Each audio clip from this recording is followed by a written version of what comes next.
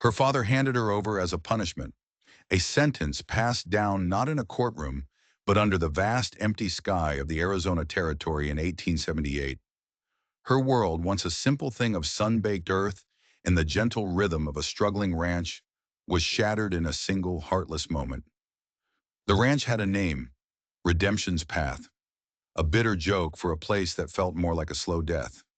It was dying, choked by a relentless sun and the constant, gnawing fear of the Chiricahua Apache. Every dust devil that spun across the plains seemed to whisper a threat.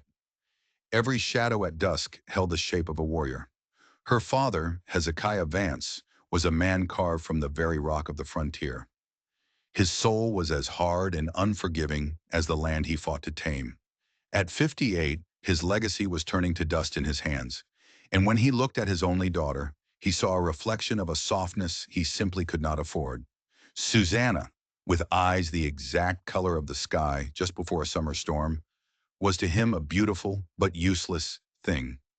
He watched her tend to a lame horse, a creature he would have shot weeks ago. He watched her nurture a patch of wilting flowers in the cracked earth, and he saw not compassion, but weakness. He couldn't understand that her strength wasn't in the cold grip of a rifle, but in the quiet resilience of a root seeking water in barren ground. She loved the land he only sought to conquer, finding a harsh beauty in its thorns and canyons that he, in his bitterness, could no longer see. She was the last piece of her mother's gentle spirit in a house ruled by fear and cold pragmatism, a constant silent rebuke to the man he had become. The world outside the failing fences of Redemption's Path was one of whispers and legends. The name Enapai was spoken in hushed tones by settlers, a name that carried the weight of raids and retribution. He was a ghost of the mountains, a leader among the Chiricahua, the very embodiment of the untamable wildness that Hezekiah so deeply despised. To Susanna, he was a figure from a nightmare, a story told to frighten children into obedience. She never could have imagined that his world and hers were on a collision course, set in motion by her own father's desperation. The secret festering in Hezekiah's heart wasn't just about survival, it was about pride. He saw the sacrifice of his daughter as a necessary amputation, cutting away the part of his world he deemed too soft to endure. It was a final, brutal act to prove he was still master of his domain, even as it crumbled around him. Salvation, or what passed for it, arrived on a tired horse, wearing the dusty blue of the U.S. Cavalry. Captain Thaddeus Thorne was a man whose humanity seemed to have been baked out of him by the desert sun, leaving only cold calculation behind. He didn't offer hope. He offered a transaction. He spoke of a new treaty, a fragile peace brokered on the edge of a sword. The Chiricahua would cease their raids, but their pride required a gesture, a seal of faith. He had a prisoner of great value, the warrior Enapai himself, and an agreement had been reached, a peace for a bride, a life for a life. The captain's words fell like stones in the tense quiet of the ranch house, each one a hammer blow against Susanna's future. Hezekiah listened, his face an unreadable mask of stone, the gears of a terrible calculus turning behind his eyes. He weighed the lives of his sons and the future of his name against the life of the daughter he had never truly known. The choice for him was as simple as it was monstrous. And as the captain's cold proposal hung in the suffocating air, Hezekiah's gaze fell upon his daughter. In that single chilling look, Susanna understood. Her life was no longer her own to command. It was now the price of a bargain she had no part in making. The journey to the fort was a funeral procession for the life Susanna had known. She sat beside her father in the wagon, the space between them a canyon of unspoken betrayal. The familiar landscape of Redemption's Path rolled past her like a dream she was being forced to forget. Each turn of the wagon wheels was a final, grinding severance. Hezekiah never looked at her. His hands, clenched tight on the reins, were the only sign of the tempest raging within him. His face remained a mask of grim resolve. He had made his bargain with fate, and his daughter was the currency. The silence was absolute, heavier than any words could ever be. It confirmed her sentence. It stripped her of all worth and marked her as an object to be traded. By the time the adobe walls of the fort rose from the shimmering heat, she was no longer her father's daughter. She was a ghost, haunting the last few moments of her own existence. The fort was not a place of refuge. It was a cage of hard-packed earth and sun-bleached wood, smelling of sweat, leather, and cheap whiskey. A fitting stage for the unceremonious transfer of a soul. Captain Thorne stood waiting, his posture rigid, his face impassive. And then she saw him. He was not the horned beast of settlers' nightmares. He was a man, tall and proud, his spirit refusing to be diminished by the iron chains that bound his wrists. Enapai, his hair was long and black, his eyes holding the sharp, watchful intensity of a hawk. He looked at her as she was brought forward, and his gaze was not one of curiosity. It was pure, undiluted contempt. In his eyes, she was the living symbol of his people's humiliation, a pale, soft creature representing the weakness of the world that had captured him. The contempt was a physical blow, a brand that seared her more deeply than any hot iron. And in that moment, something within Susanna shifted. The numbness that had protected her cracked, and from the chasm, a spark of defiance ignited. She would not weep. She would not grant him the satisfaction of her fear. She met his gaze, her chin held high, her storm blue eyes mirroring a sliver of his own fire. It was a silent declaration. My body can be traded, but my spirit is not part of the bargain. He saw it, a flicker of surprise in his dark eyes before his face hardened once more into a mask of disdain. Her father simply nodded to the captain, turned his back on her without a word, and walked away. The sound of his departing wagon was the last sound of her old world. As she was led by two Apache warriors toward the horses that would take her into the mountains, she passed by Captain Thorne. He was speaking in a low voice to his lieutenant. The wind carried a fragment of their conversation to her ears. Words not meant for her, but that would forever alter her understanding of her fate. It's a cleaner solution than a bullet, Thorne murmured, a cynical curl to his lip. The mountains will break him, and when this sham of a treaty collapses, the girl's presence among them will be all the justification we need. The words struck her with the force of a physical blow. This wasn't a peace treaty, it was an execution. A slow, cleverly disguised execution for Enapai. And she was nothing more than a convenient pawn, a future excuse for a war Thorne already planned to wage. She was not a bridge between two worlds. She was a fuse placed deliberately to ignite a fire. The revelation was horrifying, yet it poured gasoline on the tiny spark of defiance within her.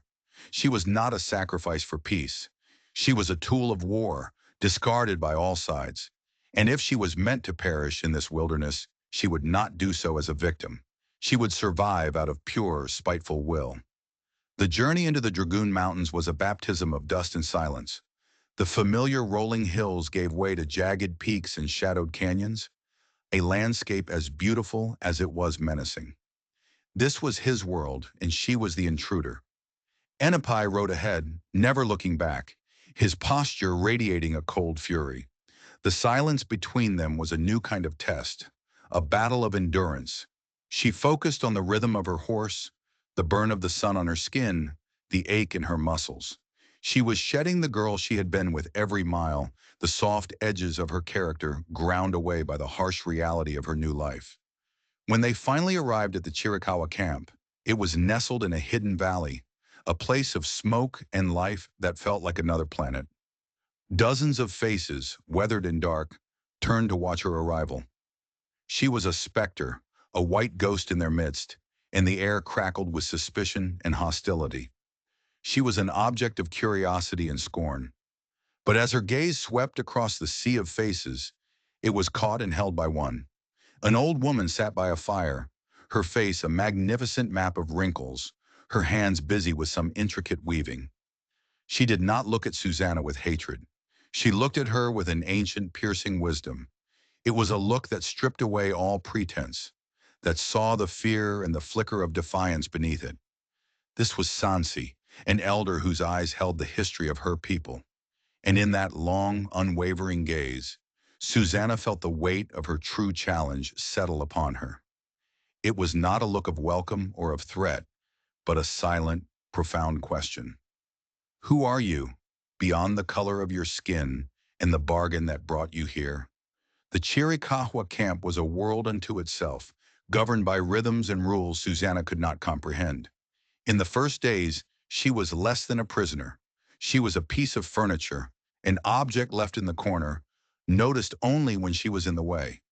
She was given a space at the edge of the camp, a crude lean-to that offered little protection from the biting night winds or the scorching day sun. No one spoke to her. The women would turn their backs as she approached the stream. The children would fall silent and stare. And the men, including Enapai, looked through her as if she were a ghost. He had brought her here as ordered. Now it seemed he had washed his hands of her existence entirely. Her life became a cycle of grueling, menial tasks. She was given the work no one else wanted, hauling water until her shoulders screamed, gathering firewood from the thorniest, most snake-infested crags, scraping animal hides with a dull bone tool until her hands were raw and blistered. Every muscle in her body ached with a profound exhaustion, but she did not stop. Fueled by the bitter knowledge of Captain Thorne's treachery, she met every hardship with a silent, simmering resolve. Each splinter in her hand, each scratch on her arm, was a testament to her refusal to break. She was not a sacrifice. She was a survivor. Throughout this ordeal, she felt the constant, unwavering gaze of the elder, Sansi. The old woman's eyes followed her everywhere. It was not a look of pity or of malice, but of intense, dispassionate observation, like a hawk studying its prey to learn its every habit. Sansi watched as Susanna's soft hands bled, then calloused over. She watched as her pale skin turned brown under the sun. She watched her stumble with exhaustion, only to rise again, her jaw set with determination. The rest of the tribe might ignore her, but Sansi was bearing witness to her trial by fire and silence. This silent assessment was more unnerving than any open hostility. Susanna understood that her fate in this camp was being decided not in a council of warriors, but in the mind of this single ancient woman. One evening, as the sun bled across the western peaks, Sansi finally approached. She moved with a slow, deliberate grace, her steps silent on the hard-packed earth. In her hands, she carried a small pouch and a large, stiff piece of leather. She stopped before Susanna and without a word threw the hide at her feet. It was cracked and brittle, as useless as parchment. Sansi gestured to it with contempt. Then her movements became more gentle. From the pouch, she withdrew a small, unexpected object, a leather-bound book, its cover faded and worn with age. She opened it, and Susanna's breath caught in her throat.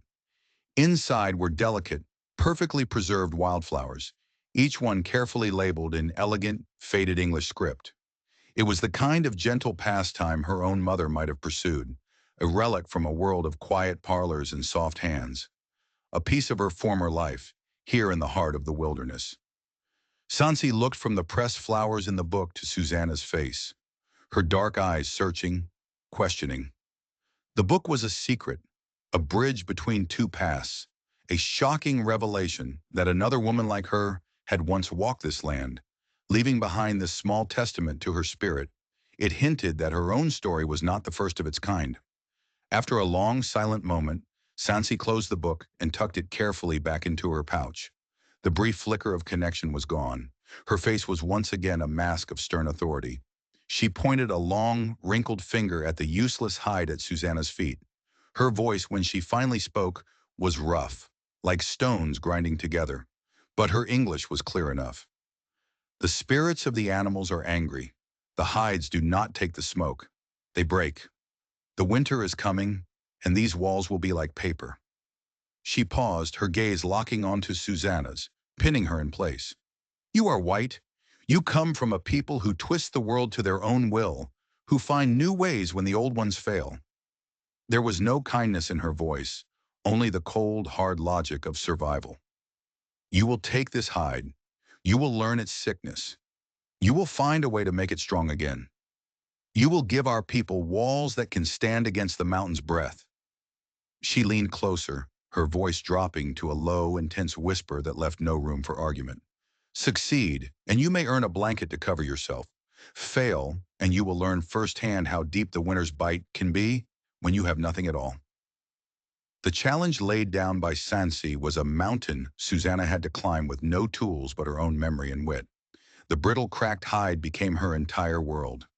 Day after day, she sat with it, studying its flaws, while the other women of the tribe watched her with a mixture of scorn and weary curiosity. They saw her as a fool, attempting to solve a mystery their own ancestors had mastered, a wisdom now failing them for reasons no one could name. Susanna knew she could not replicate their sacred, time-honored methods. She lacked their generational knowledge, so she did not try to be one of them. Instead, she became an observer, a student of their failure.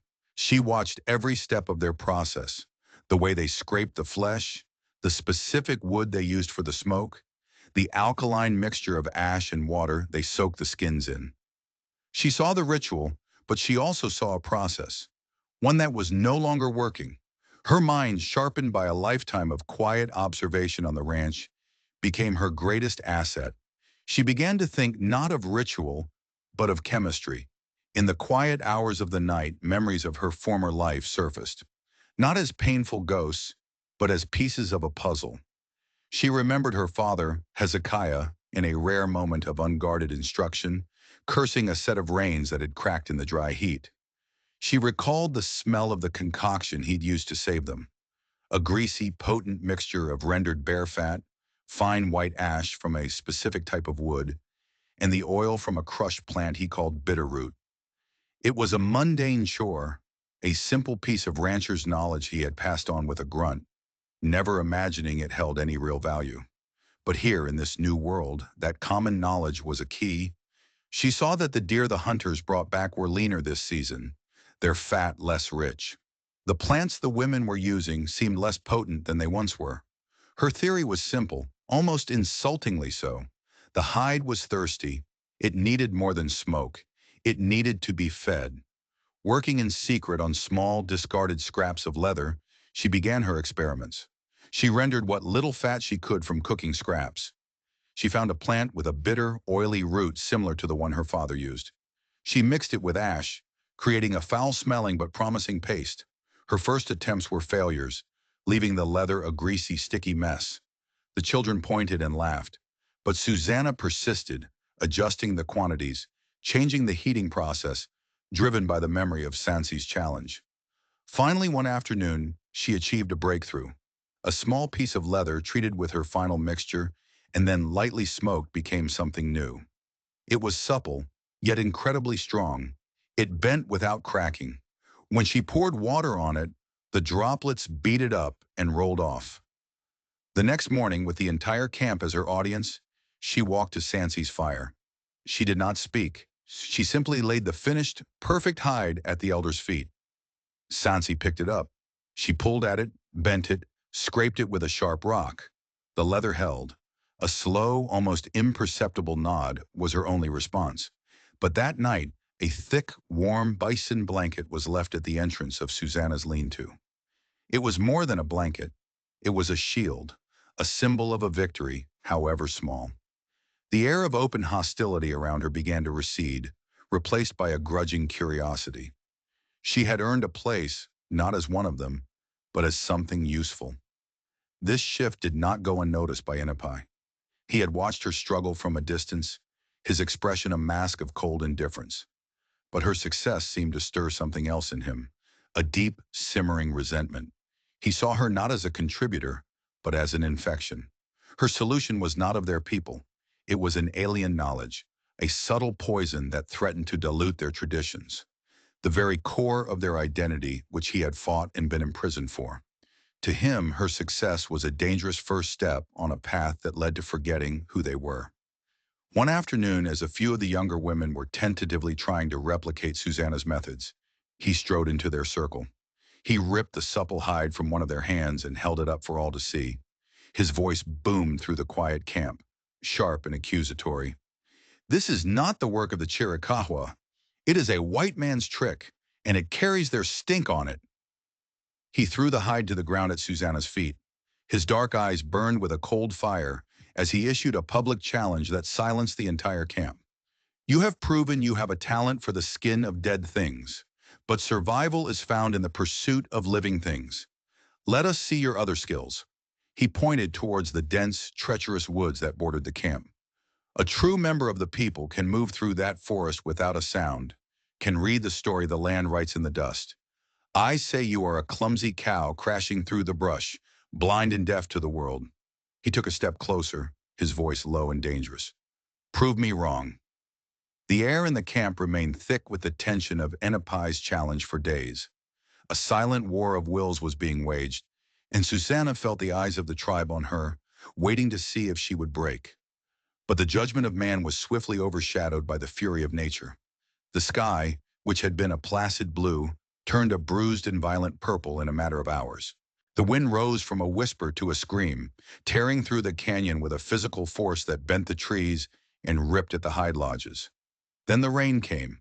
Not a shower, but a solid wall of water, a deluge that turned the camp's gentle stream into a raging, muddy torrent. In the ensuing chaos, a cry of pure panic cut through the roar of the storm. Two children, a brother and sister, who had been playing by the stream, were gone. Panic, cold and sharp, gripped the heart of the community. Enipai was a force of controlled fury, immediately organizing the warriors into search parties. They were the finest trackers in the territory, men who could read a story in a single broken twig. But the storm was a merciless opponent. The blinding rain washed away any trace of the children's path. The rising floodwaters in the canyon made any search a suicidal effort. Their calls were swallowed by the howling wind. For the first time since her arrival, Susanna saw true fear in the eyes of the Shirakawa. Not the fear of an enemy, but the helpless terror of a people at the mercy of a godless storm. As the warriors returned one by one, their shoulders slumped in defeat, Susanna stood at the precipice of the main canyon. The wind and rain lashed at her, her eyes scanning the chaos of rock and water below. Inipai, his face a mask of grim frustration, saw her there. He remembered his mocking words, his challenge of her skills in the wild. A desperate, perhaps even cruel idea took hold of him. He strode to her side, his voice a low growl against the storm. You wish to be tested in the wilderness? He snarled, his words more a condemnation than an invitation. Come, see what it is to be hunted by the mountain itself. He expected her to refuse, to crumble. Instead, she met his furious gaze with a steady, determined calm and gave a single, sharp nod. Together, they descended into the maelstrom. It was a treacherous world of slick, crumbling rock and surging water. Inipai moved with a powerful grace, his knowledge of the terrain his only guide. But his eyes were fixed on the ground, searching for tracks that no longer existed. Susanna, however, was different. Her mind was not trained to look for the familiar signs of a trail. It was trained to look for things that were out of place. While Enipai searched the ground, she searched the walls of the canyon, her eyes scanning for any anomaly. And she saw it. In a flash of lightning, a patch of bright blue color, the fabric of the girl's dress, snagged on a bush high up on a narrow ledge, far above the reach of the flood. It was a detail his focused, traditional search had missed. She pointed, and for the first time, he followed her lead. The ledge was inaccessible to his larger frame. The path to it a crumbling, vertical nightmare. As she began to climb, pulling herself up the treacherous, rain-slicked rock face, her hand brushed against something cold and metallic, wedged in a crevice. It was a prospector's pick, its wooden handle new, its iron head freshly scarred. A white man's tool. The discovery sent a jolt of ice through her veins. The children had not simply been lost to the storm. They had been running from something, or someone. An intruder was in this sacred hidden place. There was no time to process the terrifying implication. She pushed on, her focus absolute, and finally pulled herself onto the ledge where the two small children huddled, their faces pale with cold and terror. She spoke to them in a low, calming voice, her own fear locked away behind a wall of purpose. Below, Enipai threw her a rope. She worked quickly, her cold fingers securing the rope around the first child, then the second. He hoisted them down, his powerful arms pulling them to safety before helping her navigate the treacherous descent. They emerged from the canyon just as the storm began to break, soaked, mud-caked, and exhausted, leading the two children back into the arms of their weeping parents. The camp erupted in relief, but Susanna's gaze was fixed on only one person. Anipai walked through the crowd and stood before her. The air crackled. The entire tribe watched, waiting to see what their proud war leader would do. He could have claimed the victory, dismissed her role as luck. Instead, in the heavy silence, he met her eyes. And in his, the fire of contempt had been extinguished, washed away by the storm. In its place was something new, something raw and unsettling: respect. Then he did something that stunned everyone. He slowly, deliberately reached for the water skin at his hip, unstopped it, and held it out to her. It was not a gesture of friendship.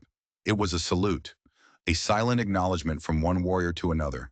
And in that moment, a complex and unspoken alliance was forged between them, leaving everyone to wonder what this profound change would mean for the future.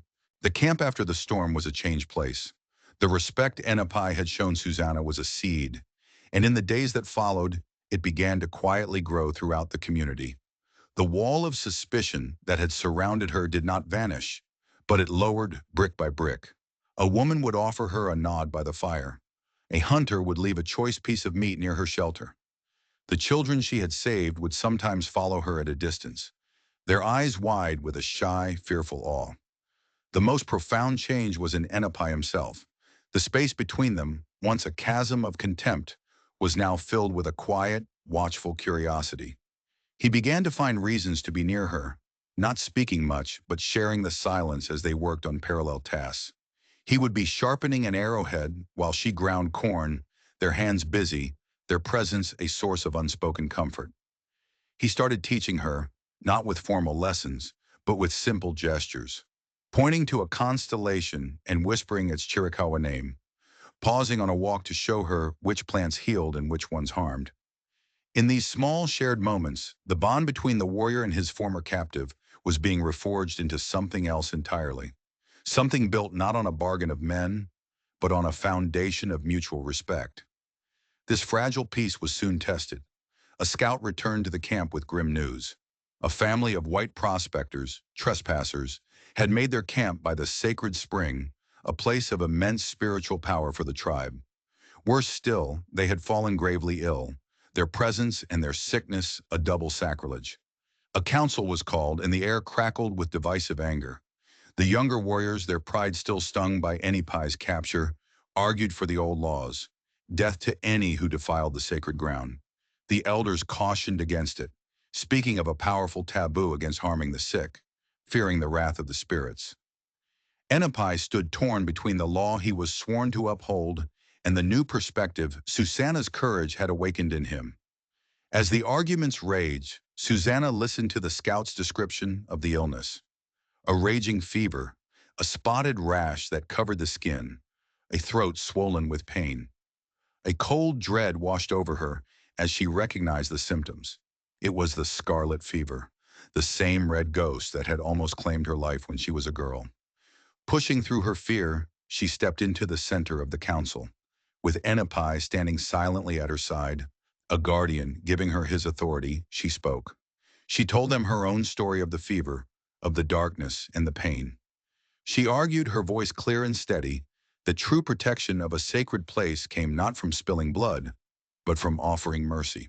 An act of healing, she insisted, would honor the spring more than an act of vengeance. Her words and Enipai's silent support swayed the council. She was permitted to go to the spring with Enipai as her guard and witness. As she tended to the sick family, an exhausted mother, delirious with fever, clutched at a silver locket around her neck.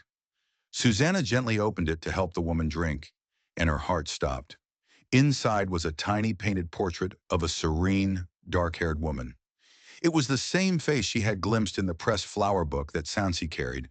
The sick woman, in her delirium, whispered a name: Eleanor, a cousin, she rambled, who had vanished into the territory years ago after marrying a trapper. A woman who loved flowers more than people. In that instant, Susanna understood. The threads of their lives were not just similar, they were woven together. The woman from the past, her family, and now Susanna herself, had all been drawn into the orbit of this land and its people. This was not a coincidence. It was a pattern, a destiny she was now a part of. This knowledge solidified her purpose. She worked tirelessly, brewing teas from the herbs Enipai gathered, cooling the brows of the sick, her resolve absolute.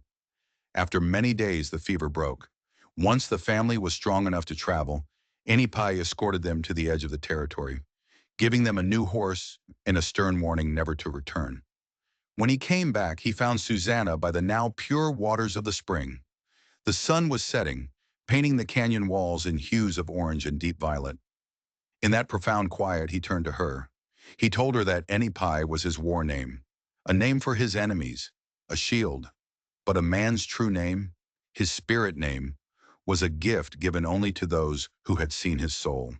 He looked at her, and his eyes held a vulnerability she had never seen.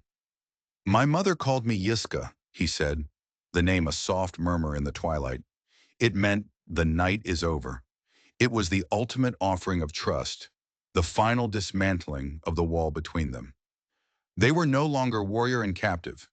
They were Yiska and Susanna. As they made their way back to the main camp, hearts full with this new unspoken promise, they saw a panicked commotion by the central fire. A rider from a neighboring band had arrived, his horse bleeding from the lungs, collapsing as he dismounted. He brought news that ripped their newfound peace to shreds. The treaty was a lie. White settlers were gathering, armed for war, stoked by rumors and hatred. And the scout knew the name of the man who was leading them, a rancher known for his iron will and his absolute conviction. It was a name that struck Susanna like a physical blow, stealing the very breath from her lungs. Hezekiah Vance. The scout's words fell like an axe, cleaving the world in two. In the time before, there was peace, a future, the shared breath of a name whispered in twilight. In the time after, there was only the name of her father, Hezekiah Vance, a name that now meant war. The quiet calm of the camp shattered, replaced by the grim hum of preparation. Fires were doused, children were hurried into hidden caves, and the warriors, their faces hardening into the stony mass of battle, began to check their weapons. Yiska moved among them, a leader once more, his voice low and steady, but his eyes kept finding Susanna. In their depths, she saw not accusation, but a profound and aching sorrow. She was the daughter of the man who was coming to destroy them, a living link to the enemy.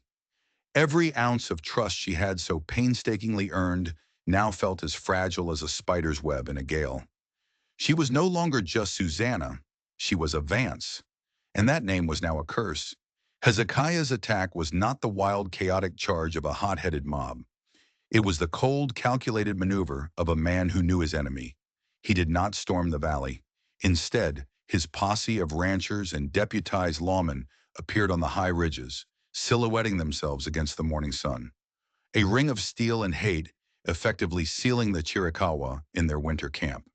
It was a siege. After a day of this tense standoff, a white flag appeared.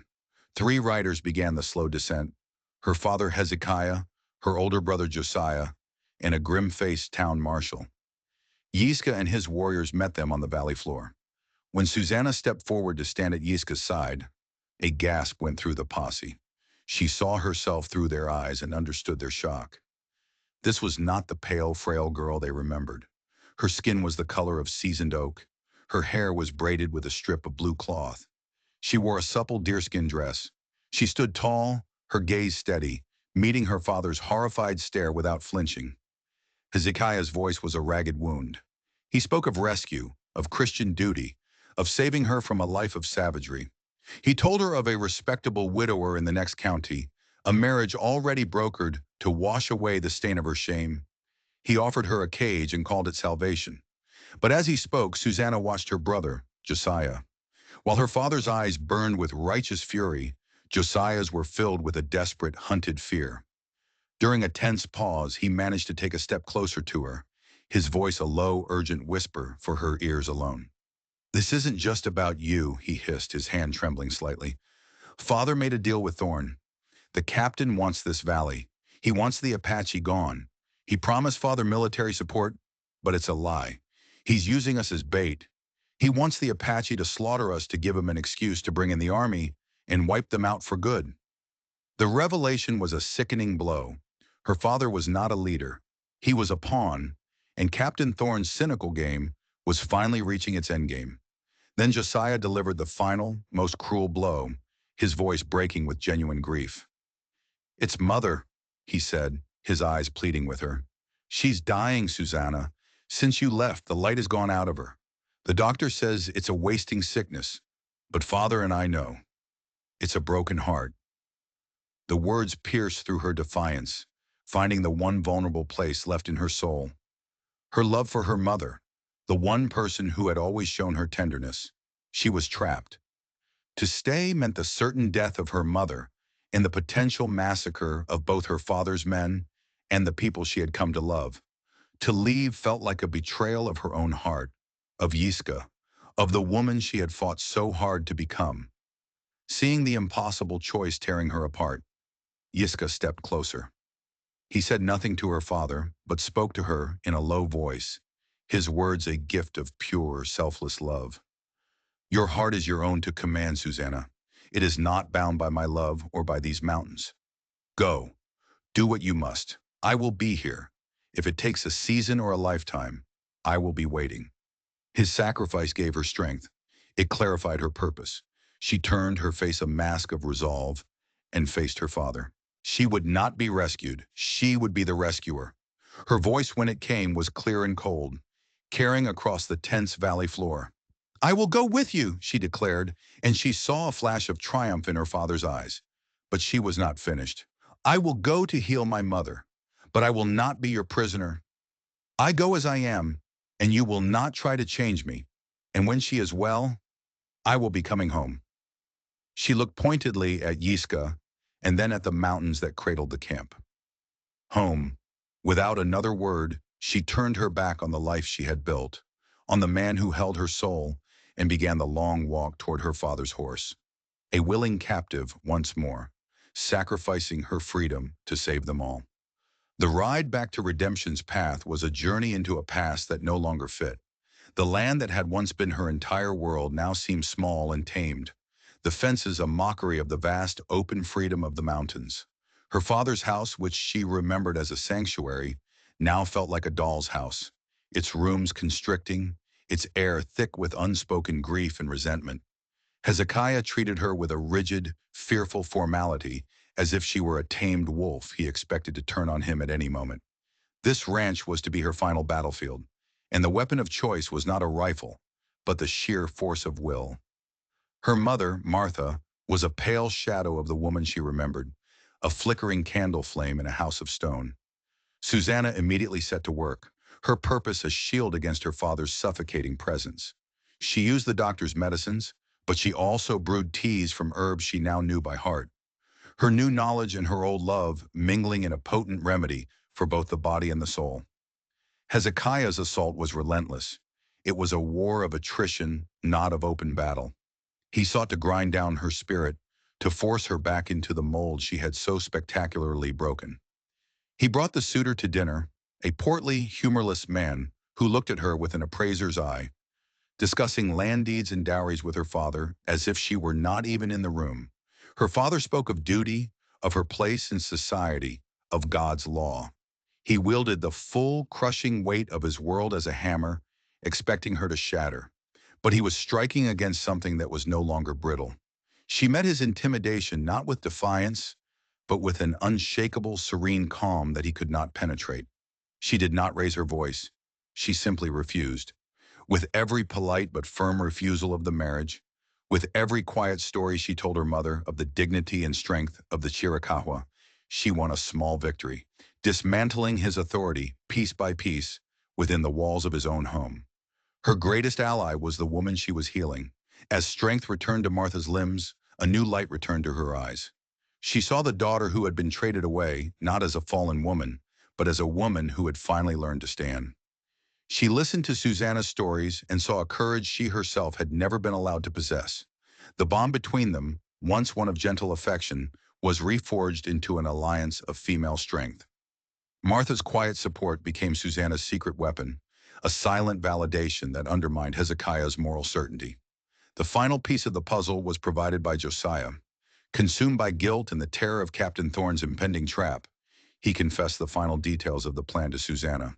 The time, the place, the false signal Thorne was to give. Hezekiah's greatest strength, his unbending faith in the authority of the military, was the very weakness that was leading them all to their deaths. The confrontation came to a head on a starless night. Hezekiah, his patience finally gone, delivered his ultimatum. Marry the widower at dawn, or he would wash his hands of her, declare her dead to the family, and ride out with his posse to meet Thorn and finish the job. It was a choice between submission and mass slaughter. Later that night, as Susanna prepared to flee with a bundle of food and medicine her mother had secretly packed for her, she knew she could not simply save herself. She had to disarm the bomb her father had created. Her solution came not from an act of force, but from an act of profound wisdom. She sought out the town marshal, a man who, unlike her father, was driven not by pride, but by a rigid adherence to the law. She did not speak of love or cultural understanding.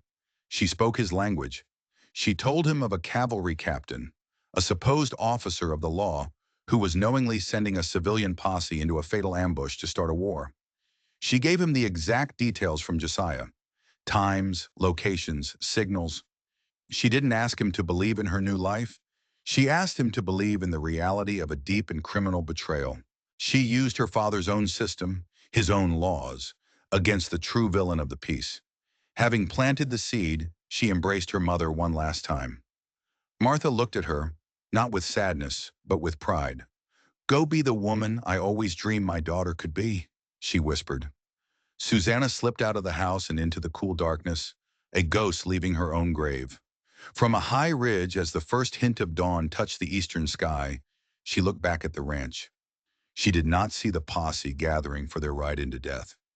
She saw instead two figures riding out hard and fast, not towards the Apache camp, but east towards the distant fort where the army command resided. It was the marshal and Josiah. She had won. She had saved her father from his own pride and exposed Thorn's treachery. But her victory was not the end. It was the beginning of something new and far more dangerous. An avalanche she had started with a single, well-placed stone. The journey back to the mountains was a pilgrimage of faith. With every mile that separated her from the suffocating confines of redemption's path, Susanna felt her spirit expanding, breathing in the wild, clean air of her true home. She rode with a desperate urgency, haunted by the fear that the life she had fought for might have vanished, a mirage in the desert. When she finally found the camp, it was smaller, more hidden, nestled deeper in the mountain's embrace. And she found Yiska, not preparing for war, but keeping a solemn vigil. The younger of the two children she had rescued from the flood was burning with fever, and the tribe's remedies were failing. Her arrival, with a satchel of her mother's medicines and her own hard-won knowledge, was not a disruption, but an answered prayer. As she worked to soothe the child's fever, Yiska watched her. And in the quiet intensity of his gaze, she understood that her return was not just a reunion, it was a completion. The final piece of his heart and of this community had clicked into place. The seasons turned, washing the memory of Hezekiah's posse and Captain Thorn's treachery from the land. Thorn, exposed by the marshal's testimony, was disgraced and removed from command, his web of deceit unraveling under the harsh light of military justice. Hezekiah Vance, broken by his public humiliation and his wife's quiet defiance, retreated into a bitter solitude, his ranch a monument to his own lost soul. But in the hidden valley of the Chiricahua, something new and fragile was beginning to grow. Years passed. The small camp blossomed into a unique community, a testament to the bridge Susanna and Yiska had built. A few settler families, disillusioned by the harshness of the outside world, had found their way there, bartering their skills for a life of peace. It was a place where Apache children learned to read from a tattered book, and a rancher's son learned the secret language of tracking from a Chiricahua elder. Susanna and Yiska were the heart of this new world. They moved through it as one, their love a quiet, steadying force. They raised children of their own, with his proud heritage and her storm-blue eyes, living proof that two worlds could meet and create something beautiful and new. One day Sansi, her body frail with age but her eyes as sharp as ever, summoned Susanna to her lodge. The old woman's breath was shallow, but her voice held its ancient authority. She pressed the small, worn book of pressed flowers into Susanna's hands. She finally told the whole story of the woman named Eleanor. She had not been a captive. After her husband, a trapper, died, She had lived among the Chiricahua for a full season, sharing her knowledge of healing and learning theirs in return. A woman caught between worlds, much like Susanna herself. She had eventually returned to her own people, leaving the book behind as a promise of connection. Then Sansi revealed the final, astounding truth. Eleanor's family, she explained, was known for having a deep connection to the land, a gift of empathy passed from mother to daughter. When you healed the hide, when you calmed the sick, it was not a trick you learned from your father, Sansi whispered, her voice a dry rustle of leaves. It is in your blood. This land recognizes you. It was waiting for a daughter of Eleanor's line to come back and finish building the bridge she started. The revelation settled over Susanna, not with a shock, but with a profound sense of peace. She had not been an intruder. All along she had been coming home. She, who was once a piece in a brutal game of men, had become the architect of her own destiny and the builder of a new world. She had learned that true strength was not the absence of fear, but the courage to act in spite of it. Her redemption was not a gift bestowed upon her by a forgiving society, but a territory she had conquered with her own two hands and the unwavering compass of her own heart. The home she had found was not a place of comfort she was given, but a sanctuary of peace she had fought for, bled for, and built alongside the man who saw her soul. Her legacy would not be written in the ledgers of the Vance Ranch, but whispered in the winds of the Dragoon Mountains for generations to come. The story of the woman who was traded as punishment and who in turn brought a lasting peace. Did you enjoy this journey? Tell us from what corner of the world you are watching this story. Leave your comment, and to avoid missing the next adventures, subscribe to the channel.